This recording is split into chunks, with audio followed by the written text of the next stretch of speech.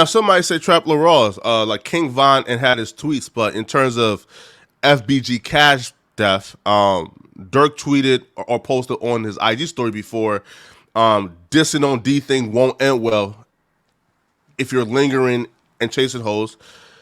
And then afterwards, and he rapped, dissing on D thing will get you shot.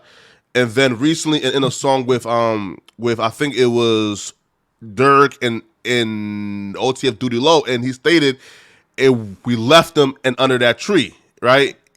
In, ter- in terms of FBG Cash. So do you feel like, or do you think Durk had anything to do with FBG Cash death?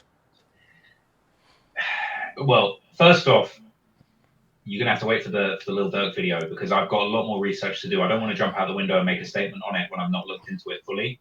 But what I will say is that it's very clear that there's a lot of violence continuing to play out on the streets. FBG Cash is one example, but obviously Quando Rondo has been targeted numerous times. Obviously, recently, he lost a close friend of his, Lil Pab, but also, he was targeted at another shooting after one of his concerts in 2021.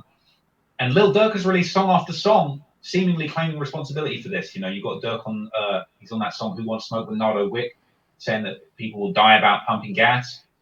And then there's a bunch of shootings going on at gas stations for Durk's ops. So it's kind of like, I don't know exactly who's responsible. I am looking into some of these stories because, these are the next things. I think these are the big questions that I think hip hop are trying to find out. What's going on? Like, why is Quando Rondo being chased around America and they're trying to kill him when he wasn't really involved in that original beef. Obviously, what happened with Von is what happened, but it's kind of like, I guess all I can say is I feel like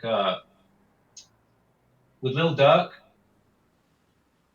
he's putting a lot of things out there that are seemingly like he wants people to know that he was connected to these things. He's saying a lot of crazy stuff in his lyrics that are seemingly painting a picture of him being involved in these crimes. And Lil Durk is a megastar at this point. I don't think Lil Durk wants to be sat in jail facing a life sentence like Young Thug is right now.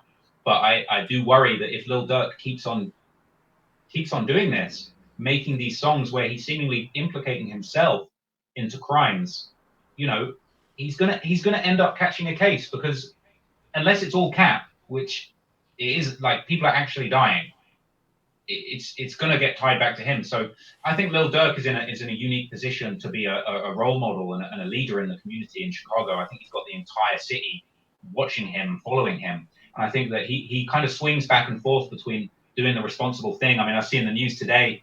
He's starting this new scholarship, to try and get young people into education, which I think is really positive. But then at the same time, he's jumping on songs talking about, we're sliding about this and that, and it's kind of like, I don't want to see Lil Durk locked up facing a life sentence on a RICO charge. I don't want to see that.